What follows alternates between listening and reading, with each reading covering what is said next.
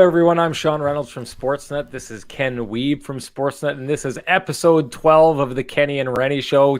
Ken, when the countdown was on, I had a little moment of panic because I was like, wait a minute, what episode is this? And I noticed it's up in the top left corner of my computer. But holy smokes, episode 12. We are flying through these.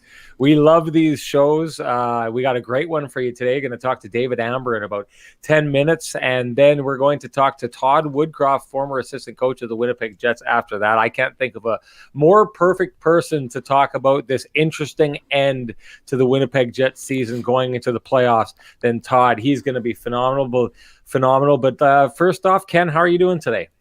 Excellent, Sean. Great day for hockey, and it's been an interesting season, but I think much like the players, we're looking forward to the regular season finale being in the books. Certainly should be a fun game, even though it's not much on the line, as we know. But playoffs just around the corner, and playoffs are always a great time of the year. There's always great intrigue, and the Jets have certainly helped in that regard during this last stretch here. I'll say this. I was sourcing some these interviews last night and was talking with some people, and one of them had kind of wanted to dig into my job and how this works, and it kind of came up how fun the playoffs can be when you're traveling, if you know what I'm saying. Yeah, I mean, getting out and meeting up with all the sports writers and going into all the interesting places to eat and having beers and all the interesting places you can have beers. I'm definitely going to miss that. I think we're parked here for whatever playoffs the Jets are going to have, and that's the right thing to do when it comes to keeping everyone safe in the middle of this pandemic. I know I'm seeing the news. People are moving on getting the vaccines. My wife just got hers. I think Stacy just got hers. Did she? Yeah, yesterday as well. Yeah, just a little sore arm, but nothing, no serious side effects. So that's exactly. Nice to see. I think I'm the only one of the four of us that had the side effects, or I'm the suckiest of the four of us and just like to complain about it. Ken, I noticed you got your K&R swag in the background there. It looks good. Tried to match as well here. Try to get it matched up with the golf shirt. Great time of the year. We're doing our best on the design. You have the powder blue that I don't have in terms of the hockey night jacket, but we're doing our best to fit in here.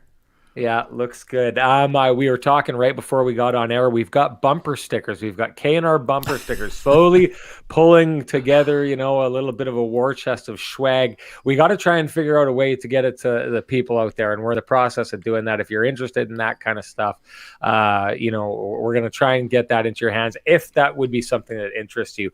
Ken, we usually like to try and stay not hyper current, not exactly the things that are going on, but it's a playoff show, and, talking with Todd, a lot of it is going to be about what's happening right now. So I wanted to get into what's happening right now. I thought this was really interesting because down the stretch, as the Jets have struggled here, there's been a lot of talk about Paul Maurice and his job. There's been a lot of comments and a lot of times that people ask me, has he lost the room? Now, I thought this was interesting. After that last 5-0 victory over the Vancouver Canucks, the players come out and reveal that Paul made this rousing Winston Churchill-like speech that he often does and just got them entirely ready to play. And they credit that with a lot of, the response that we saw from them in that game. Is that, Ken, not perfect proof that Paul Maurice has not lost this room? Yeah, I mean, for me, Sean, I think you could see it on the ice too, just in terms of the commitment that has been there defensively, in terms of trying to limit those rush chances against since the big time stumble, the rock bottom, if you will, against the Oilers in that 6-1 game. But yeah, we know that Paul Maurice is a very successful orator. The one thing too, I mean, Blake Wheeler's heard a lot of those speeches during those 8 seasons, basically. So the fact that he said it was one of his best, I think, sort of had a lot of eyebrows being raised and caught the attention of a lot of us on press row there. But it was the way that Paul Stastny described it, saying that Paul Maurice always knows what to say. It doesn't matter if they've won 5 in a row, lost 5 in a row, in a late season tailspin. And again, too, it was interesting. I mean, the one thing we do know is that Paul Maurice doesn't like to get into the contents of those speeches. I mean, I asked him directly about it, and he kind of meandered about it, and then at the end admitted that his answer to my question might have lasted longer than the speech itself. But the thing that stood out from Paul's answer was that he said, you have to be truthful and you have to be honest, and his version of the truth, which incorporated Paul Stastny's 1,000th game, struck a chord with the Winnipeg Jets, who we've been talking about a lot, the need to manufacture energy. Although the Jets were, yes, not recent or recently were in a battle for first place, and they had plenty of juice from that. Things slipped down the stretch here, as we know, 9 of 11 losses going into tonight's game. But we heard Josh Morrissey talk about it yesterday, how what it meant for him, a guy who's been a long time Winnipeg Jet, to see a guy play his 1,000th game and to be recognized with the silver stick. Yes, some of those players were in the lineup last year when Alex Steen had that honor in his hometown, but no Jet player had that before in the 2.0 version. And even a guy like Wheeler, who's getting close himself, you could tell that it really meant a lot to him. So again, ultimately, what will decide things is how they play in the playoffs. But to me, that was certainly a pretty vocal statement by someone who doesn't bring a lot of BS to the table, if you will, in Paul Stastny. And he's played for a lot of coaches, a lot of them that he really appreciated, and a few of them he recognized weren't maybe quite as able as someone like a Joel Quenneville, who he started with, and then now at the tail end of his career, Paul Maurice, who he has an abundance of respect for. Yeah, I thought it was interesting. It was Blake Wheeler's first time being part of one of those ceremonies for a player of his. I know, not Paul Stastny. Alexander Steen was honored for his 1,000th game in Winnipeg last season, was it not, yeah. Ken? And so it's interesting because you can see how much it means to these players. You can see what an accomplishment that is. And I was wondering if you could go over just all that goes into, being that player that hits that 1,000th game, and why it's so special, and why fellow players have so much respect for the guys that hit that mark, and why they want to be part of things like that. Yeah, I mean, I was fortunate to speak with Paul Stastny before the season, and then I spoke to a lot of his junior and college coaches and former teammates, and just the things that stood out about their respect for him. And then also, too, you hear Paul talk about the moment. I mean, the importance of history to him. And that was something that Andrew Brunette talked with me about early in the year, that because of Paul's respect for the game and those who came before him, he's always been a player that's universally loved, both by teammates and probably by opponents as well, which is something that you don't always see. He's got a great personality. And, I mean, Paul's just the epitome of a player that has respect, because you know what? He doesn't want the spotlight. But guess what? Those are the guys who deserve the spotlight because of their insight and ability to articulate the game and talk about the game and just ooze passion for the game. Again, too, like you could tell what that meant to Paul in a season where have been no fans in Canada, to have his wife and 2 children at the game with them, and to see the genuine emotion coming from them, and to have that admission that the video of his parents speaking to him brought a tear to his eye. Like, just this raw, real emotion that, again, these players, a lot of fans think players are robots and that they don't feel these sort of emotions that you and I are feeling during a pandemic. And to me, that was just a great scene. And back to your original question, I mean, Paul Stastny's a guy who, he joked about it. He joked about how Adam Foote and Joe Sakic, he would sort of chuckle internally watching them, how these guys took care of their bodies and did this extra stretching when he was this 20-year-old rookie breaking in with his team. And then as time rolled on, he noticed how important that was in terms of extending those careers, and not just allowing those players to hang on, but to be critical pieces of their team later on in their career. And that's something that he's taken a lot of pride in as well. And how hard he works to be an effective player, and his ability to jump up and down the lineup where, he was brought in to be that second line center. Now he's played a lot on the wing this year and just continues to elevate. And again, the fact that you've heard it countless times, players want to play on Paul Stastny's line. You know why? Because he makes the line better. That's another one of the things that has stood out. And again, my original conversation with Nate Schmidt, talking about Paul Stastny being a connector, a guy who relates to every single player on the roster and can be found in deep conversation with them, whether it's about the game itself, about politics, other sports, all of these things. He's just been a wonderful addition to the Winnipeg Jets team here, and I think he'll play an important role in the playoffs here coming up. Well, no doubt, Paul Stastny is that guy that people want to play with because he makes his lines better, makes the team better. One guy who's made our team at Sportsnet a lot better and does phenomenal work on our Hockey Night in Canada broadcast as the co-host of that program is David Amber, who's going to be making this program better here as well. Great to see you, David. How are you doing today? Welcome to the Kenny and Renny Show. Hey, guys. Thanks for having me on. I liked hearing you talk about Paul Stastny, Ken and Sean, and by the way, I love the baby blue Hockey Night jacket hanging in the back there, Sean. Nice. That's awesome. It's nice. It was what a day that was. I mean, when they said that they were going to roll that out and that was going to happen again, I'm not on every Saturday. You know, I'm on when the Jets games are on, and the fact that it landed on one of those days and I got to wear that, it's not the one that I wore because I couldn't afford to bid on the one that I wore because we bid them all off, but. What a phenomenal being part of that day. I'm sure it meant a lot to you. Yeah, although I was about to say, how did you get your jacket? But you got a replica. I didn't get mine either. I'm gonna have to find my way into getting one of those before too long.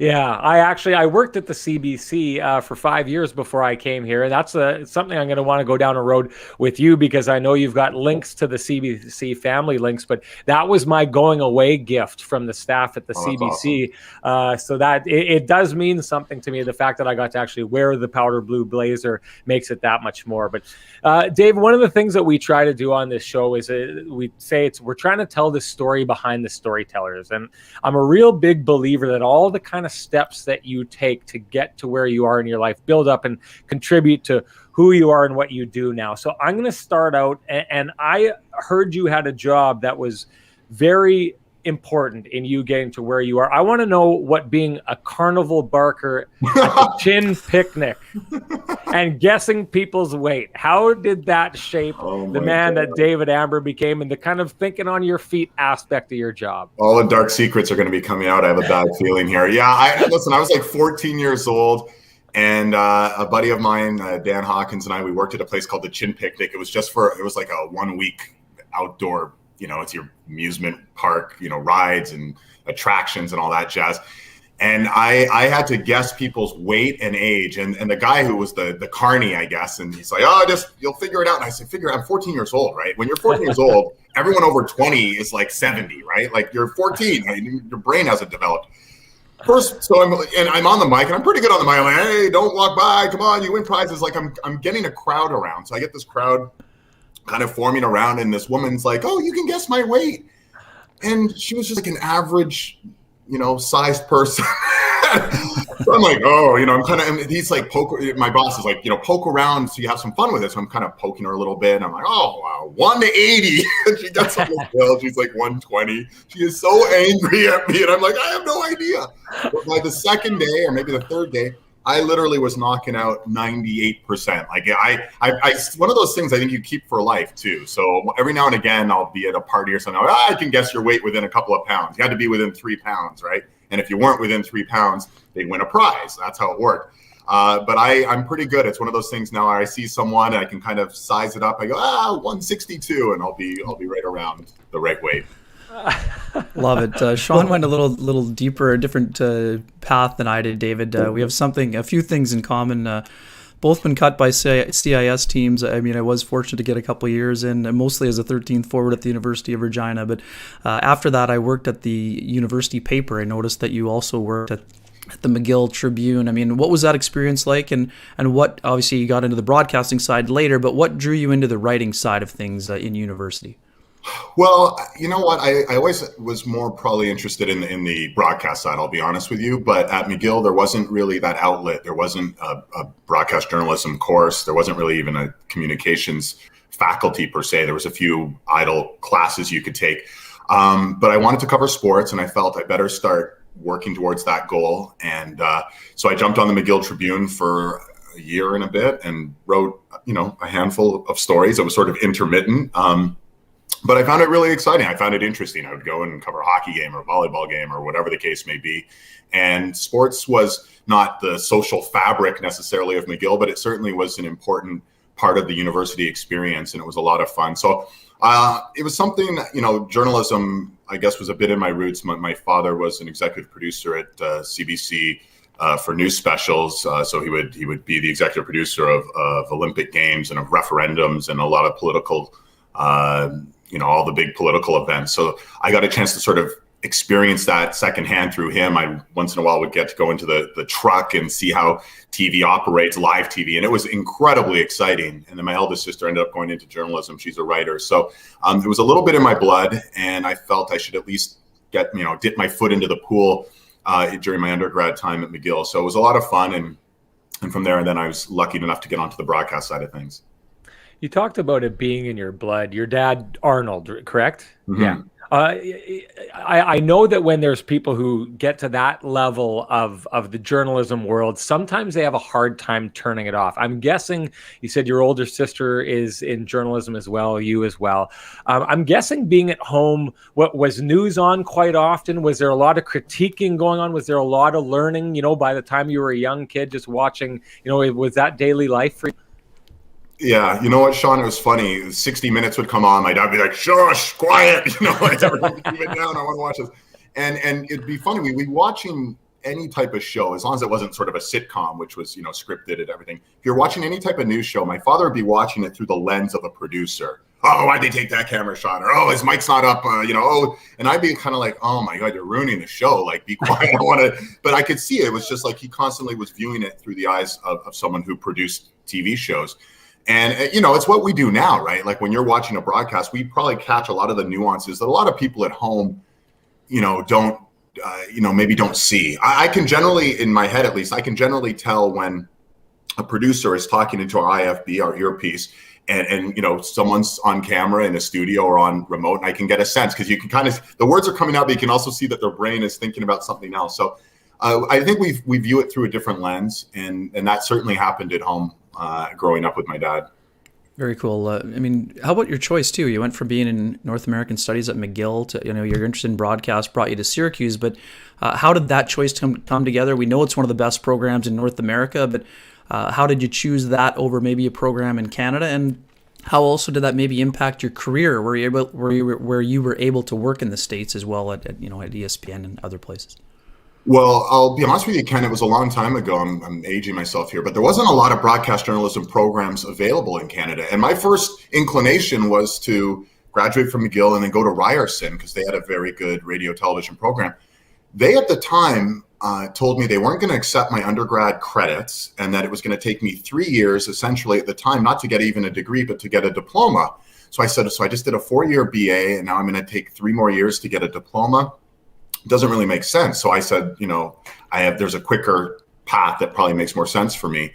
And so I started looking at US schools and I applied to 5 or 6 different US schools. And the reason I chose Syracuse was they just had they had sort of a history of getting guys into the broadcast journalism industry, the Mike Tiricos and the Bob Costas and the Ted Koppels, et cetera, et cetera, et cetera, Steve Croft. So whether it was news or sports, they'd put a lot of people who had done incredibly well in their chosen profession out there. So that was of interest. And the proximity to Toronto was just a 3 and a bit hour drive from my home, which I thought was nice to, be away, but not be too far away. It's not like going out to UCLA or something like that. So chose Syracuse and it worked out well. And it's funny, you mentioned getting the opportunity to work in the States. Well, here's a funny story. So, well, it's not so funny. It was pretty depressing at the time. So after you graduate from American school, you get a year's visa to work in the United States. So I thought, this is great. I'll graduate from Syracuse and I'll get a job in the States. So like all of my other, fellow students who were graduating, they were, we're sending out tapes to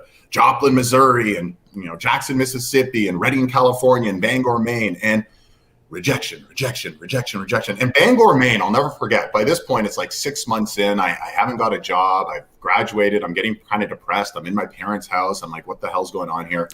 And Bangor, Maine, it was for a weekend sports anchor job. It was paying, I think, like $15,000 a year. I mean, we're talking incredibly entry-level position, right? And I got back a letter and it said, thank you so much for your interest in our position. I still have it somewhere. And it said, but we received, 128 tapes and we chose someone else. And I went, oh my God, 128 tapes for a weekend job in a place no one even wants to live, making, minimum wage. This is not going to work out so well for me. So I didn't get a job in the States, despite the fact I'd hoped to.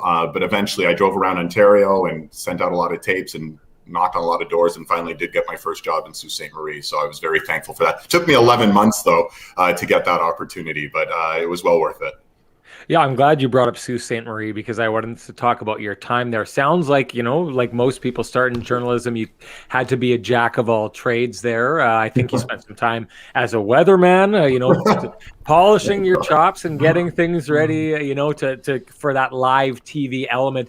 Give me an idea of what that experience of kind of being the jack of all trades, but also starting out in a smaller market like that, how that shaped you. I don't know about jack of all trades. I certainly was the master of none. Sean, it was a disaster. If those weather tapes exist, please, if someone has them, please hold on. I'll pay whatever ransom you want. If they get out, I'm done. Like, it's over. No one will be able to view me as anything but that guy, the weather guy. It was pretty atrocious. And I was hired to do news. And the beauty of going to Sault Ste. Marie, they said, look, you're going to be a news reporter, but we'll have you do sports as well, which they knew was my interest. Whenever Jim Fitzpatrick, who was our main sports guy, whenever he was calling in sick or was out, whatever, you could cover sports. And it was great because Joe Thornton was with the Greyhounds that year. It was his draft year. So it was a fantastic year. And I ended up doing a fair bit of sports. But every now and again, I got thrown in to do weather. And it was kind of like the carnival all over again. I go, I don't know anything about weather. You'll figure it out. Don't worry about it. So I'm going on the air and literally, you're behind the green screen.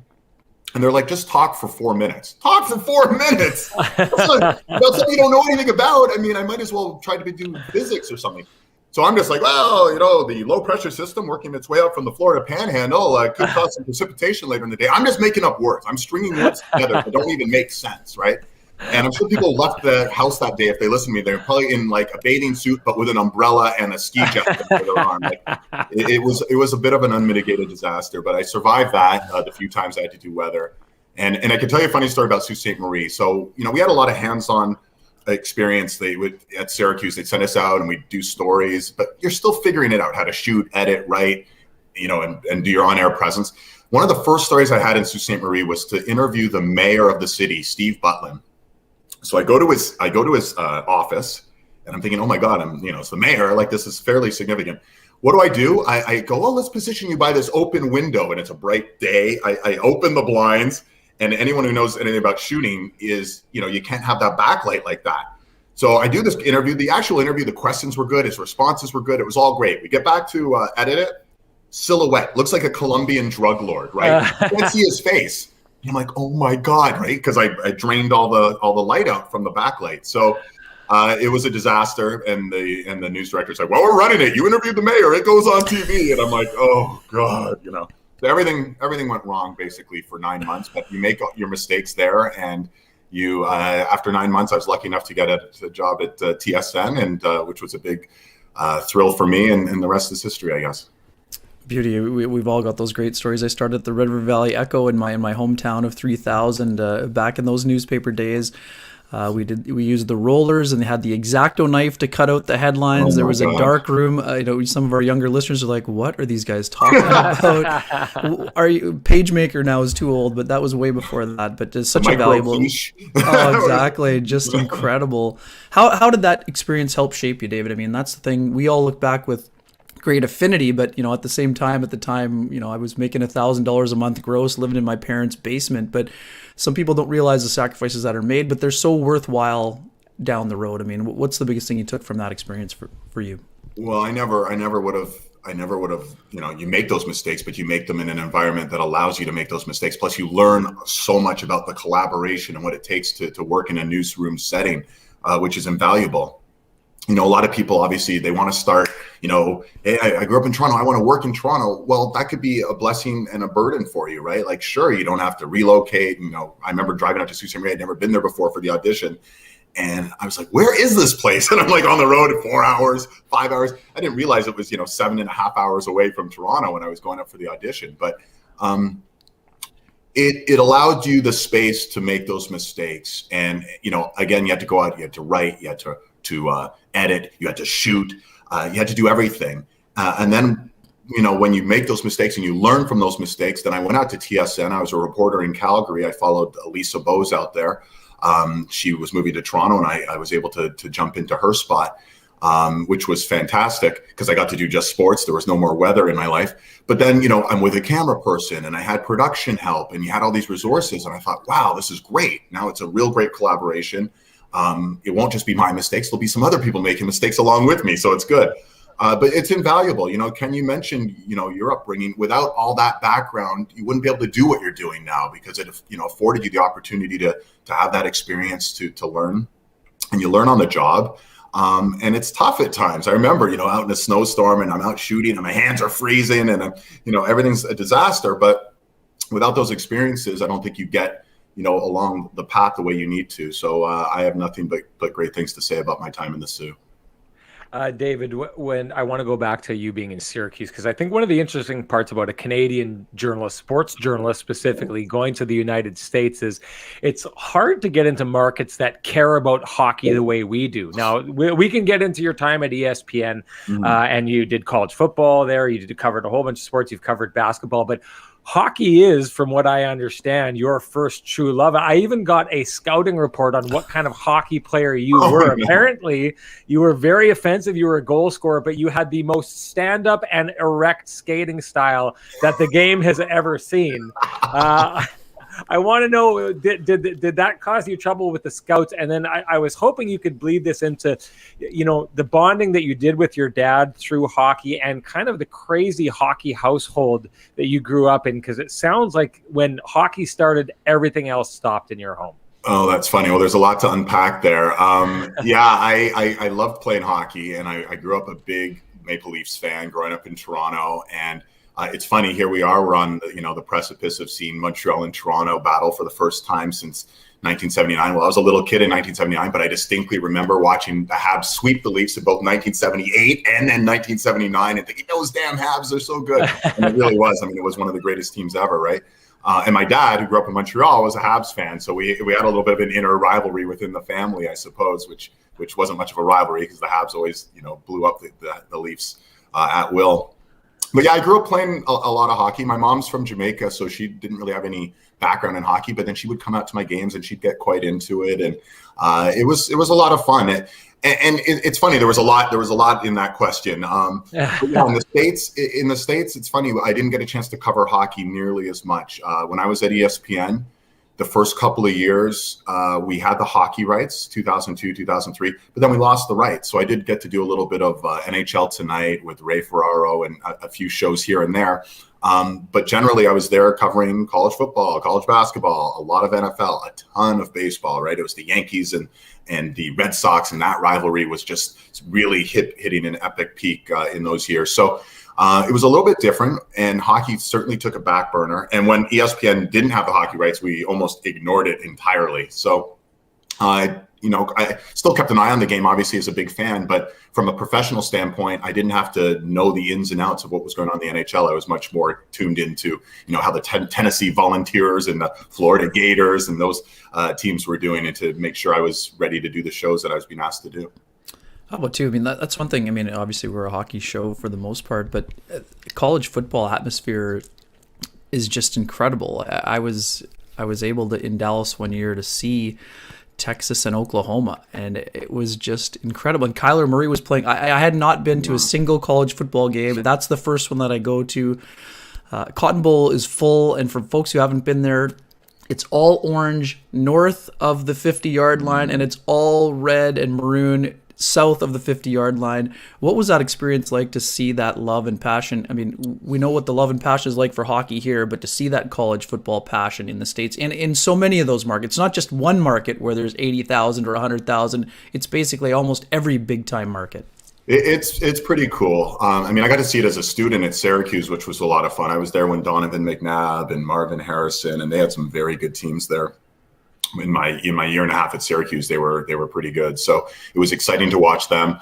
But then you go to the more traditional rivalries, and I had a chance to cover like the backyard brawl. You're talking about West Virginia and Pitt, and it's intense. I mean, this is, this is life and death, right? This is sort of church and everything they're big into, and it's the divider is absolute, like you said. This half of the field does this half of the field does that, and they don't intertwine.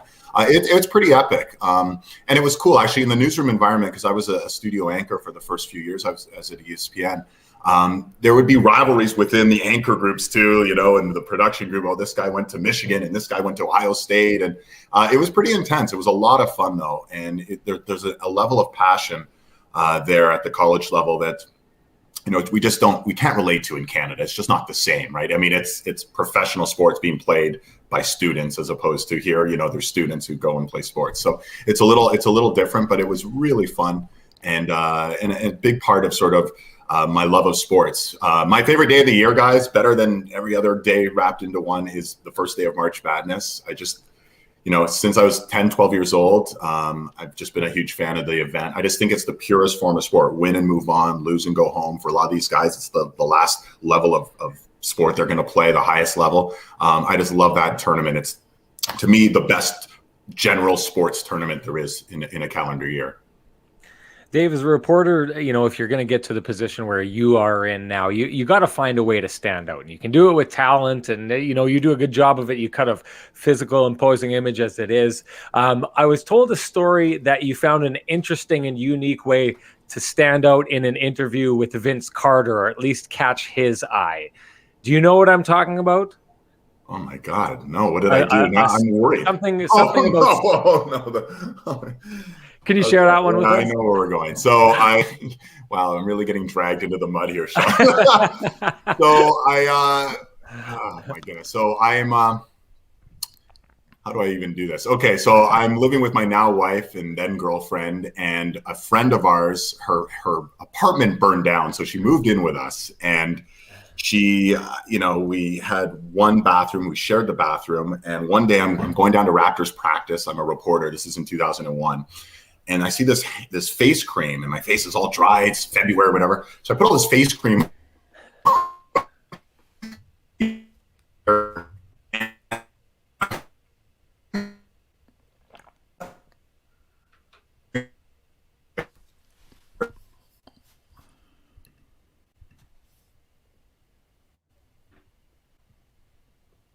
Are you having these internet issues, Ken? I am, yes. Yeah, okay. I think we may have lost David here. If he's going to cut back in, I don't know. You know what, Dave, if you can hear us, I'm going to remove you. You can jump back in if that works. I think our feed is frozen here. But that's, I know I've been giving, going for the kind of, someone said it here, this is your life angle with David. There's some stuff that I really wanted to dive in with David, but we may not be able to do that. Things may have cut out here, and that's okay. Outstanding insight there for sure. Yeah, maybe we can get back and bring him in another time to the show. Other than that, I think maybe what we should do is we can move on to Todd Woodcroft, who is our second interview here today. I think he's ready. I see him in the green room. Going to bring him into the show. And man, it is great to see this guy. We haven't seen you for a while. Was always a friendly face around Winnipeg. Todd, how are you doing? How's life? And welcome to the Kenny and Renny Show. Thanks for having me on, gentlemen. I really appreciate it. It's good to see you guys. And Sean, you got the hair going there. COVID. Ken, you look like George Hamilton there. What's going on?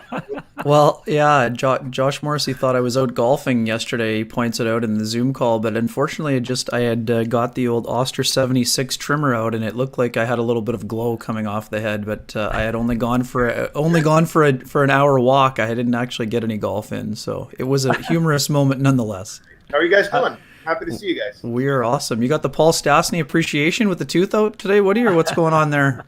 Okay, so I can't find my fake tooth. It's been like 11 days now, and I'm walking around. I look like a pirate or a gangster, and I don't know if anybody wants to see me around campus. So I apologize to anybody who's watching here today. Sorry about that. Todd, Paul getting his 1,000 game, like that was.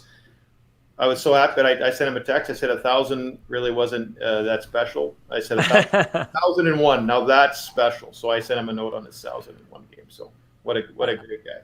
Oh, Massive accomplishment, and a guy that you can just tell that his teammates, coaching staff, opponents, everyone's in love with Paul Stastny, and deservingly so. I wanted to get into, get into your background a little bit. And the first time, you won't know this, but the first time I was supposed to meet you was in Finland. It was 2016 at the World Cup, and you were working with Team Sweden. Now, you didn't make the trip to Finland for the warm-up game, so I wasn't able to meet you. I'd gone down to the dressing room, and but I thought it was really interesting, a Canadian guy here coaching for Sweden. And then if I dig into your background, you spent some time in Belarus, Switzerland.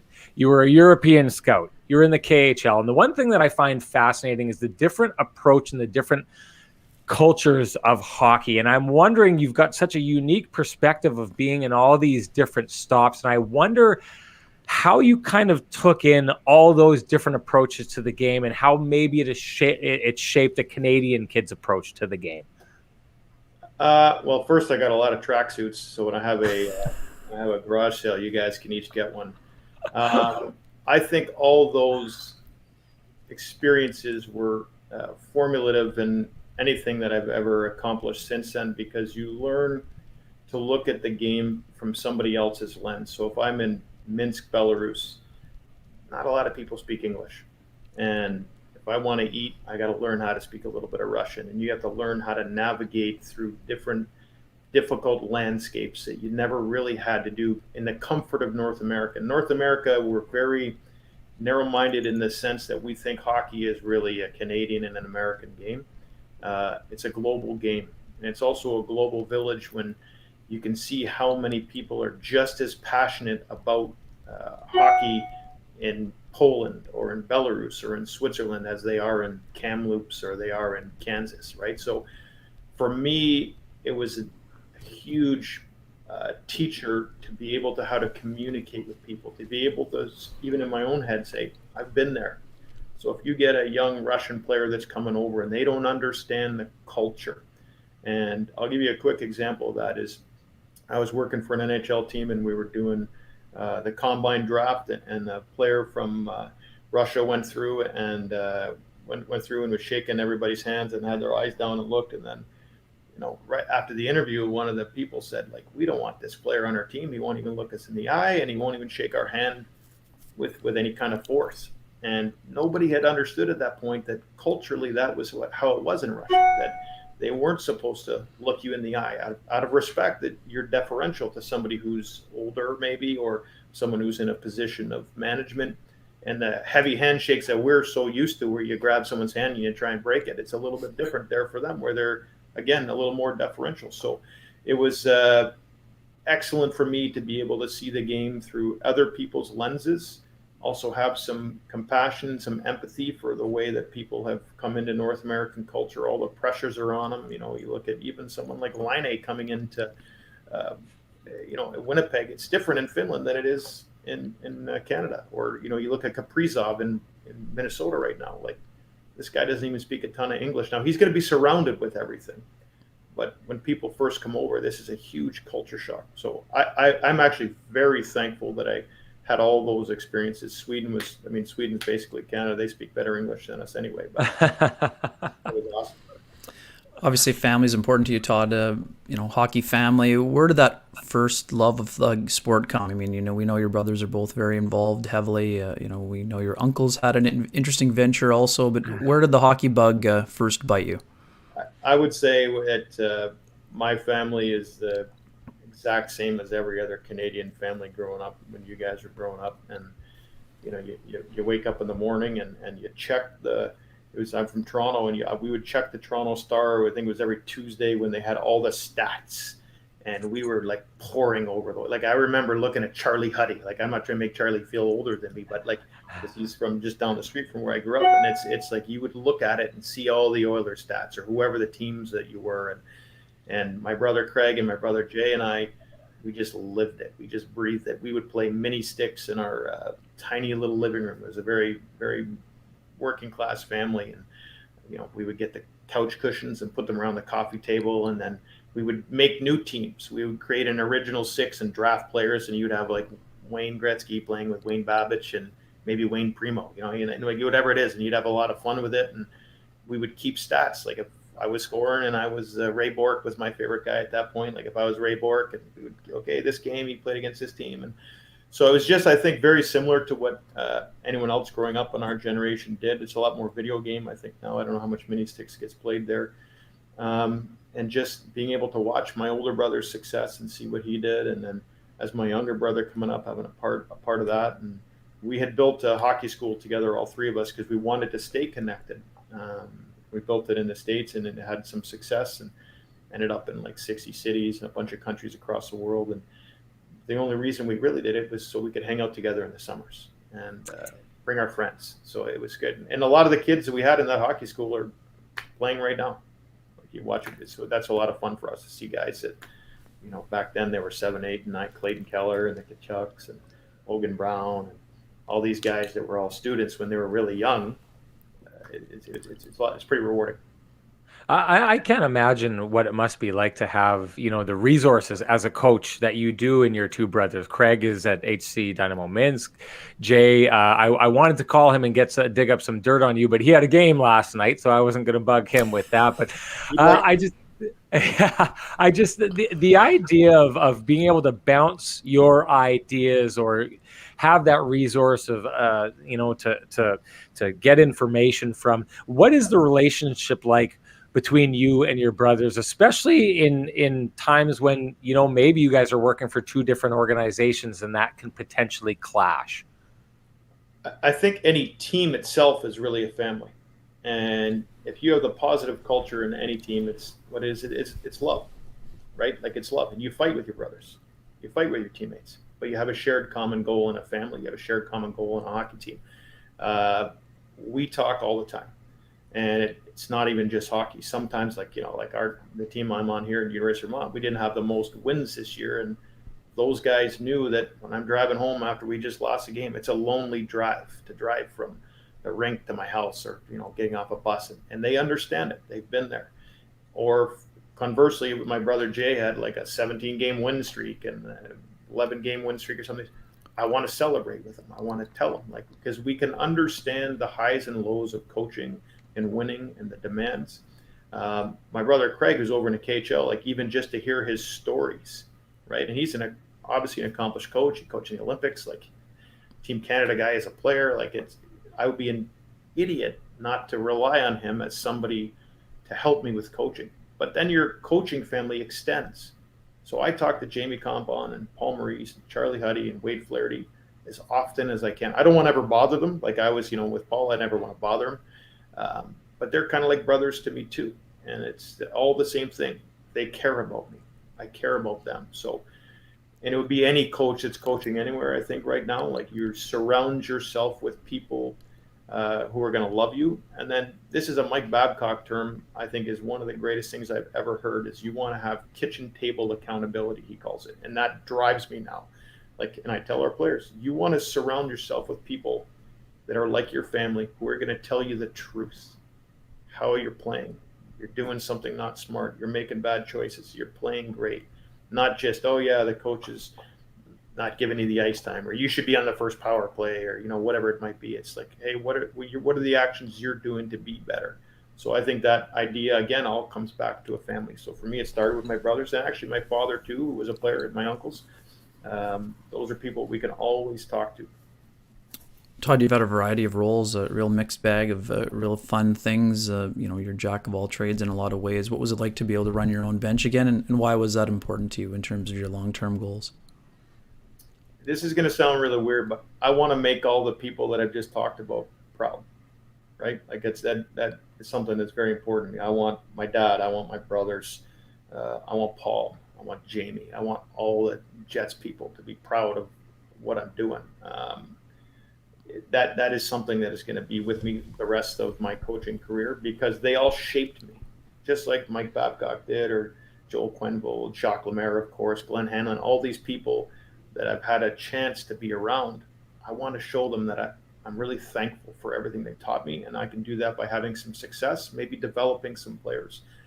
For me to come here this year and run a bench and hire a staff and recruit players and try to get better every day in a weird situation like everybody had. So we're no different than anybody else.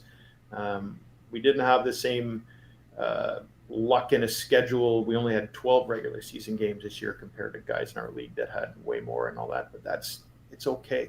It's all part of the resilience of being a better coach, a better player, a better team. So I think that for me to be on the bench this year was a great, almost an exhibition season. I'm going to look at it. So we've put down the foundation we want to have. All the coaches was here. Mark Stewart, as you guys know, was part of the staff too. Just got a job at Colorado College, so congratulations to Mark Stewart. And just to be able to use everybody, get all our ideas, and figure out what our path is to go forward. Everything's about going forward and going forward and going forward. Todd, I love your approach to the game, to the family, the love side of things. I think it's necessary in a sport where a lot of young men leave home at a young age. And, I mean, you've got your billet families, but you miss out on a chunk of family time in your pursuit of the game. So to be able to find that within a team, I love that idea. It makes me think about, the relationships that you have created with players from your hockey school to in the game now. I think about a player like Patrick Laine and where he ended up this year and how his season went, the frustration that he clearly felt throughout the season, and at the end of the season, not interested in going to World Championships, just wants to stay away from the game of hockey. What's it like for someone like you who has a relationship with that player, who cares for that player, to watch them go through something like that from afar? Well, the first part of it for me, Sean, would be the idea of the young people that are away from their home. So whether a young girl hockey player, a young boy hockey player, any young student away from home, this year our players didn't see their family for a year. We had a 17-year-old hockey player on our team this year, the youngest player in college hockey. He needs to see his parents, and there's more than just hockey.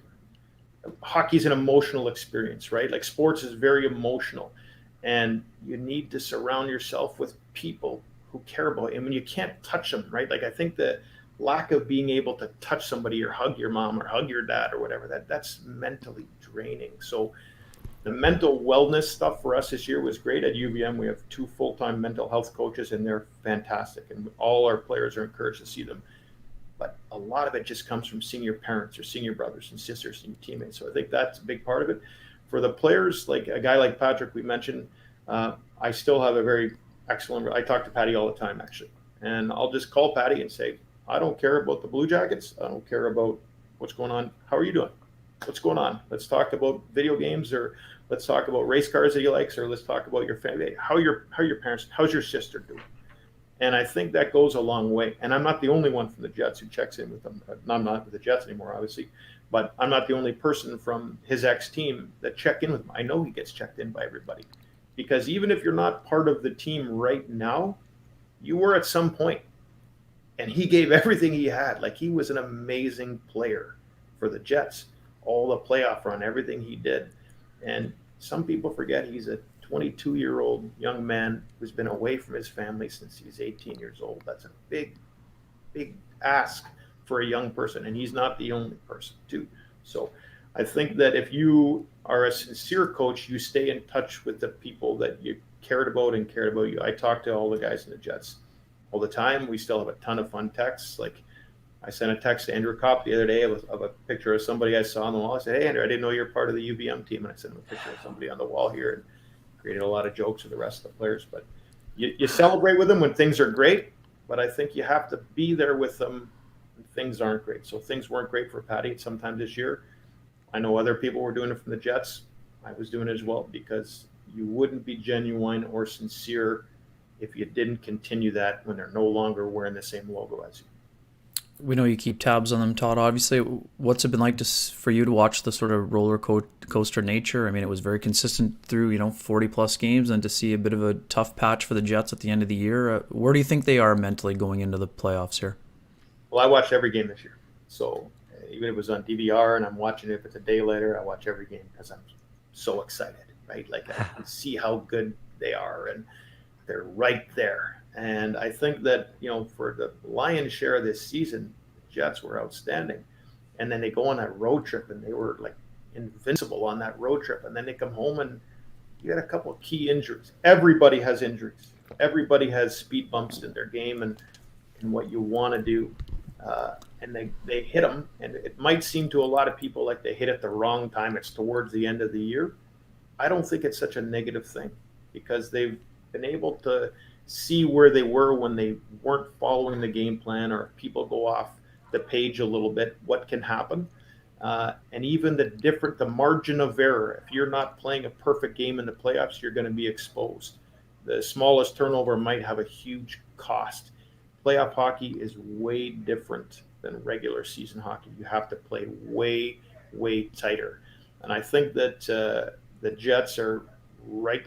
I feel really comfortable actually against Edmonton going into this because I think the team is right. I think they got the best coach in the NHL. I'm not saying that because everyone knows what I think about Paul Maurice.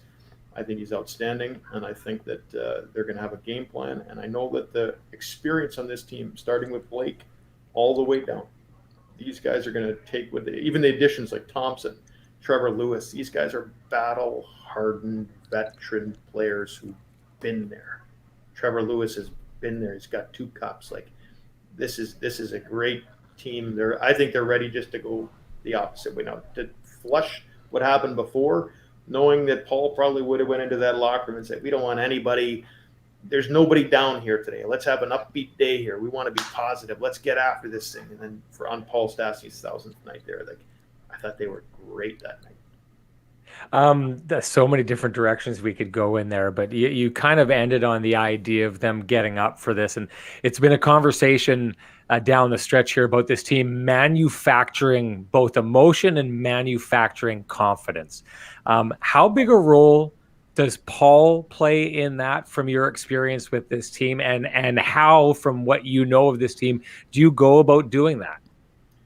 Paul is such an interesting coach because to me, he's almost a savant with his ability to just remember something that happened 36 games ago. Hey, at the 17-minute mark of this, he's going to remember everything. And his ability to process things during the game at the highest speed possible, it's freakish. So he's got the technical side down. He's got the experience side, how he runs his bench. I can tell you my personal favorite part of Paul is how he speaks, right? Like and you see it every day. So I watch all the Jets TV, all the interviews, all the Jet Stream stuff. I watch everything because I'm actually studying Paul because that's how I want to be if I speak in front of people or in front of my team. And he's calm. So when he addresses a team, unless it's a planned aggression in the sense that he's got to kick some people in the butt, which actually doesn't happen very much, his ability to control a room and speak where he stands, how he looks, the colors of his clothes. Like this seems like I'm being flippant. I'm actually not. It's a master class in how to speak.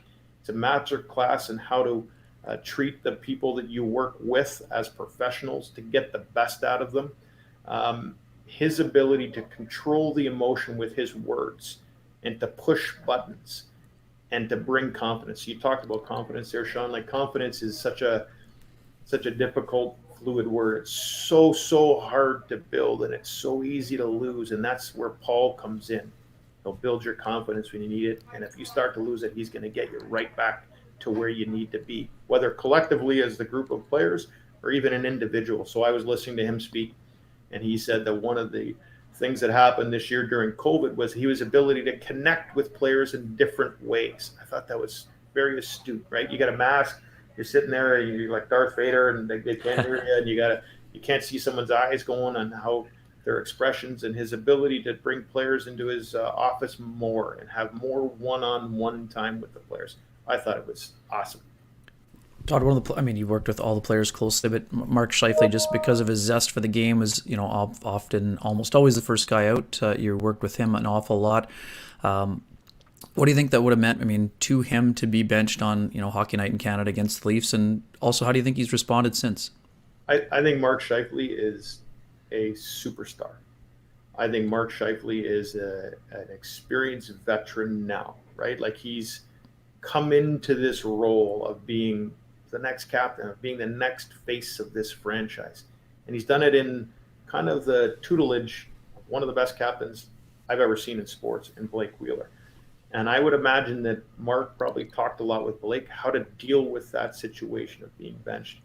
At the end of the day, it's a game that is based on merit for the most part. Equal and fair are not always the same things. Like, people are going to be treated fairly at all times. They might not be treated equally at different times. So the rope for Mark Scheifele, if he turns a puck over, would be a lot different if it's somebody who gets called up from the Moose and comes in and plays. It's just the nature and the honesty of the game. I know Mark is a professional, and everyone always says nobody wants to win more than player X. I don't know anybody who wants to win more than Mark Scheifele. Like, this guy, since he was, an hour old, was dreaming of holding the Stanley Cup. And I would think, I wasn't there, of course, I would think that Mark and Paul would have had frank and honest conversations about it. And I would think that Mark understands that the best way that this team is going to win is him continuing his progression as a leader and continuing his progression as a star in the league. I think Sidney Crosby's probably had some time where he got pinned down on the bench. I'm sure Connor's had a couple times he got set. Austin Matthews, I remember getting that too. It's part of your learning curve as well. So I think Mark is such a pro that he's going to forget about that and use it as a motivator for him to get way better. He's a professional. He's outstanding. He's singular in his focus, I guess I would say, if I sort of cut you off there. But No problem. His focus is winning. Whatever it takes to win, he's going to want to do. And I know his trust in Paul and Blake's trust in Paul and everybody's trust in the coaching staff is without question. And if that was a decision, then it was probably made for the betterment of the team. And I know Mark, he's going to do everything he can to win. Todd, you specialize in the finer, or at least when you're with the Jets, you specialize in the finer points of the game. I remember there was something I noticed that the players on the Jets were doing where they were hitting players' hands, not the body, but the hands. And I went and I asked you about it. You gave me this great explanation that went right down to how the brain reacts in certain situations and knee-jerk reactions. And I was so fascinated by it. I took that, and every time I'm having beers with buddies who ask about the Jets, that story comes out quite often. It just blows people's minds, the in-depth look that you take at the game.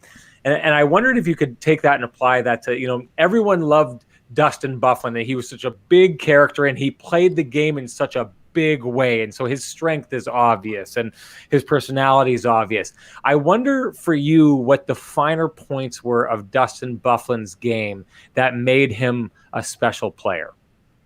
Like, Dustin is you use the word special. Like, he's a special person, right? Like, I'm smiling when I'm thinking about Dustin because he was refreshing. He was refreshing in that he wanted no attention. So Dustin would be happy never doing an interview, never having to do anything. If it had to do with kids or autograph for kids, he was a kid. He is a kid, right? He's a big kid. He's one of the kindest, gentlest people around. He has got an infectious laugh. Like, he's a wonderful guy to sit and talk to and have fun. And what a lot of casual fans wouldn't really know is he's one of the best practice players that I saw anyway in the Jets. He practiced right.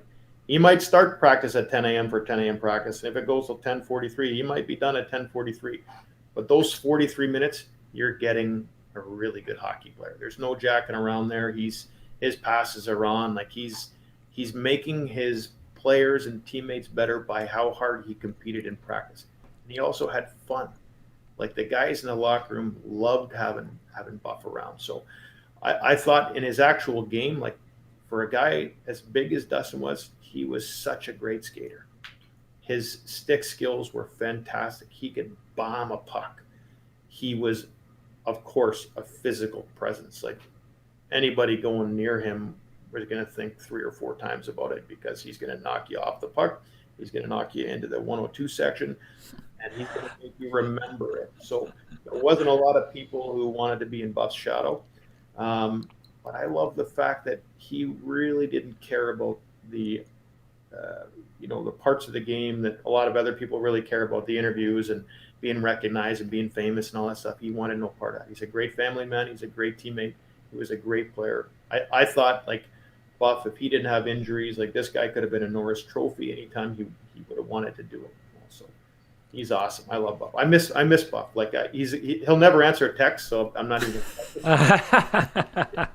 He doesn't have an email address, which I thought was fantastic. But his personality was awesome, and as a player, I thought he was one of like those playoff series. You go back to those Nashville series, the Vegas series, like when he manhandled those guys. That's what a lot of people think about, but he did that all the time. Another one of those characters on the Jets, Todd, is Conor Hellebuck. I mean, what's it been like for you to see his evolution both as a goalie and as a leader? I mean, I found that his interviews are entertaining, but he's really seemed to embrace that leadership part of it, which you don't often see from a goaltender. Well, yeah, we started this with Mark Scheifele, and we talked about like the role of a center there, and then if you go down the spine of a team, like from centers all the way down into the goaltending, like that's where I think most successful teams are built. And now you got so deep down the middle for the Jets. Like you got 4 or 5 guys that could play down the middle and do a great job. And then you have a Vezina winning trophy goalie in Conor. And if you go back to Conor in his first couple of years, like he was telling people he's going to win a Vezina trophy. And people are like, pump the brakes, man. Like you can't say that. He was so confident in himself. And I think that the relationship that he has with Wade Flaherty, and Wade having been there, not only been there, but been there in Winnipeg, like, you know, like it's such an evolution of the way coaches are now. Like coaches are more partners with players, I think. And the partnership between Wade Flaherty and with Conor Hellebuck, I think has made Conor Hellebuck into the person, obviously the goalie, but Wade's been able to help him manage all the other stuff. And Conor is a leader. He's a leader because he's one of the best players in the league. And when you're one of the best players in the league, you have a responsibility to your team as well. Everybody's looking. That's a lonely job. You know, like if you have an off night, you got 18,000 people screaming at you, and any opponent building you go into, they're all over you. So it's a really, really difficult job. I think Conor, you know, his personality even itself, like he's a little, like he might seem like he's aloof, but I actually think he's cerebral. You know, like he's always thinking. He, to me, was one of the guys that was on top of the evolution of being a goalie, how he changed, how he trained, and everything. So it's almost not a surprise to say how good a goalie he's become. So that's another example of the Jets scouting staff finding these guys like mid-rounds, late rounds, and they become great. Appleton, Connor, like even Andrew Kopp, like I forget if he's a 3rd round, I can't remember. But these guys that are huge pieces of this team now, like it's awesome. So they've done a great job in drafting, and then obviously, of course, in developing, and then they get in the hands of the coaches. A guy like Wade will take Conor and help him along his journey. He was destined to be a star anyway, but I think that the lessons he's learned along the way from guys like Wade and even from guys like Pavlik and seeing things that they had gone through has made Conor the guy he is today. You talk about Conor and him going from late round pick to the star that he is, and you touched on some of the other players. I know the Jets scouting staff gets credit like crazy, and if you ask Paul about it, he'll say it's all the scouting staff and the players that they pick up, and I'm not discounting that, but there's a lot of really good players who get drafted and go to the NHL and get lost along the way.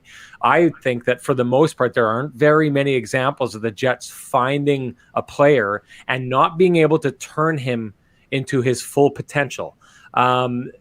Paul won't talk about what the coaching staff does to get those players from that very rough road of point A to point B. From your time in Winnipeg, what did you see that allowed, Mark Scheifele to become what he's become, that took Blake Wheeler to another level in his career, that has a guy like Andrew Kopp, adding dimensions and layers to his game long after players are supposed to have stopped developing? What's the secret sauce there from what you've seen?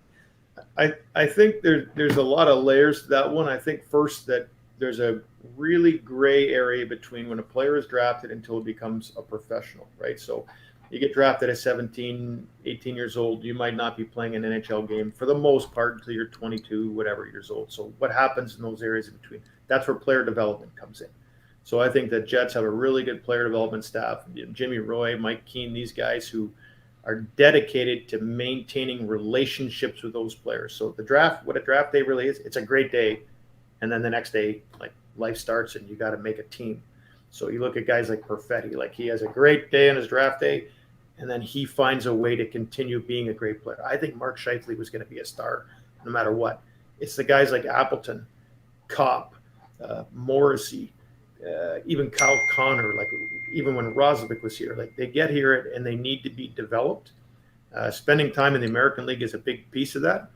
Pascal Vincent, like this guy's an NHL head coach at some point, and his relationship with the players, and you got Marty and Eric there too, and they just care about developing the players. So their job is to hand off the players to Paul.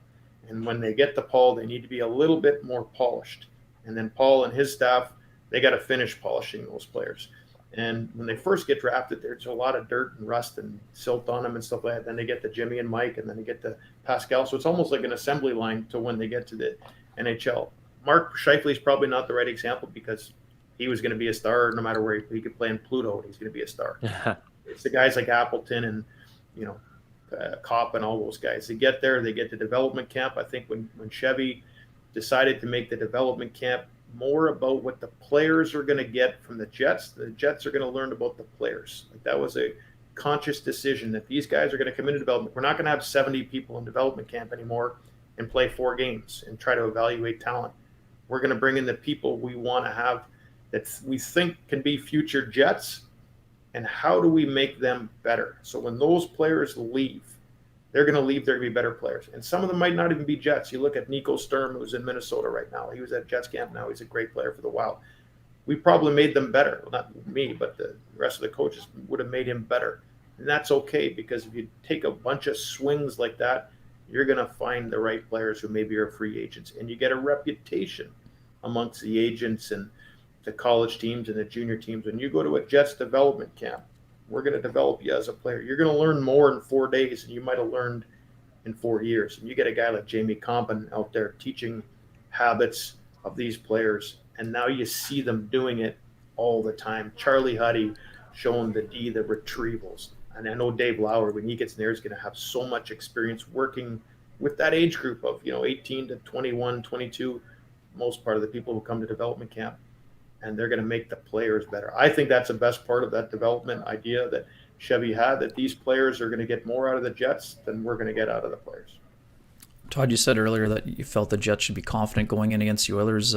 What does that game plan look like, and what do they have to do to try to win that series? Well, geez, that's we'll need to get a North and South mini-series on this one. There's so I think there's almost like a difference in how they finished the season, right? Like to me, Edmonton finished so strong, but they had a tough start. They didn't start great. I don't think Edmonton had a ton of adversity throughout the year, like not major injuries. There was not a ton of drama around the team. I think for the Jets to be successful, which I think they're going to be, they're easy ones to say, but they got to make sure that Edmonton isn't comfortable. So how do you do that? That anyone can say, oh, we want to take away time and space, or anybody can go online and read that. Like, how do you do it? You have to have a plan. So you got to be close to the people that you're checking. You got to make sure that Edmonton is such a good rush team that they're going to have to work through your structure. You're going to have to slow them down with speed bumps. And that's where Paul's system is pretty good. Like Paul's system through the neutral zone is really good. So essentially they're going to have to frustrate them in the neutral zone, frustrate them off the rush. You get guys like, they're going to get chances. Connor McDavid's going to get chances. Leon Draisaitl's going to get chances. You want to limit them. And I forget who I heard saying it one day. It's certainly not my idea, but those special players, they're like surfers, right? And you got to get on their surfboard. So somebody needs to get on McDavid's surfboard and take him away. And then all the stuff that Charlie does with the D there, the rehearsed retrievals. You want to make sure that we have less time, or the Jets have less time in the D zone, because they're so good offensively. And that might mean that you just got to put a puck up and out and into the neutral zone and make them go back again. There's no time to mess around with the puck with these guys. They're too good. Oilers are a really good puck possession team, of course. I think that it all starts for them and Mike Smith. Like, he's had a resurgence. Anybody who watches hockey knows this guy is like Joe Montana on the puck. And you got to make sure that they keep the puck away from him. I think that the Jets want to probably get back to how they were in those playoff runs, where they were just moving in the ozone. I think that the Jets can take advantage of their D a little bit. I also think we talked about Buff, like what he brought physically. I think it's really important that the Jets make sure that Edmonton isn't comfortable on the power play. They're such a good power play team, and that's a fine line between being physical and not being in the penalty box like unnecessarily, because they're so good on the power play. So why feed them? Why feed their power play? So I think they're going to be just fine. They're going to be, Jets are really heavy in the paint. When they're heavy in the paint, both paints, D-zone paint and O-zone paint, they're really good. And I think they could be heavy on top of Smith, because Edmonton, with the games I watched, they don't really like it when you get around on top of Mike Smith. So I'm hoping to see them get in and on top of them right there. Todd, I've got over half a page of unasked questions here, but you've got a job and we've got to get down to the rink. It's game day. It's been absolutely phenomenal catching up with you and having you on. I got to say, we miss you around here. One of my favorite parts of doing Hockey Night in Canada games at the MTS place was I would hop through the Jets bench into that middle box where a guy like Gary Galley usually calls the game, and I do my interviews.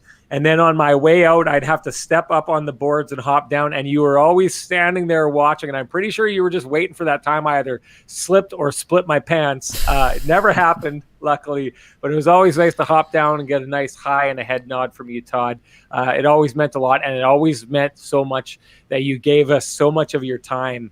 And were so willing to share stuff with us. It really helped us as journalists. And man, the Winnipeg Jets were lucky to have you.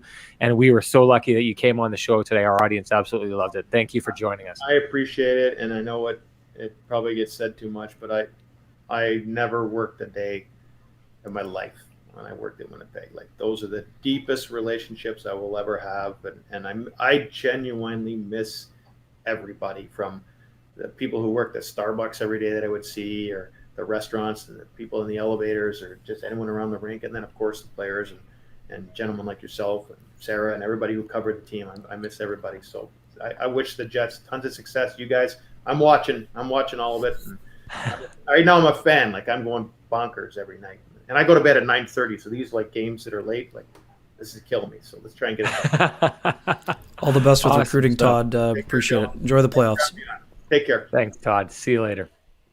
My favorite part of that interview was the family and love angle that he came in with early. I think that was, you want to know why a team like the Winnipeg Jets has the kind of relationships that they do amongst the players. If you've got leaders in the dressing room like Todd, who take an approach to the game as one of being brothers, being family, it allows you to get through the fights, through all the low times, the high times. And it's interesting because I think that if the Jets are going to pull their way out of this tailspin they're in right now and succeed in the playoffs, like Todd believes they're going to, that is going to be the very thing that they are going to be leaning on down the stretch here. Yeah, no doubt about that. And just fantastic insight, which, I mean, we knew he would provide. But, I mean, just great to be able to peel back the curtain and get a look at how things are handled, both on the player side, on the coach's side, on how he sees the series progressing. And as you mentioned, that family element, you hear it all the time, but when you hear it from someone who's in it, you know how real it is for them. So, again, just awesome to have Todd on, and we wish him nothing but the best in his venture. I mean, it's going to be an interesting offseason of recruiting, and nobody's more excited than him than the next season than Todd Woodcroft is. Yeah, awesome to have Todd on. Awesome to have David Amber on. It was one of those interviews where I'd got a lot of good stuff from behind the scenes from sources, and I wanted to have a little fun with him. I also wanted to get into some deeper topics with him towards the end of the interview, and obviously when his internet cut out, we weren't able to do that.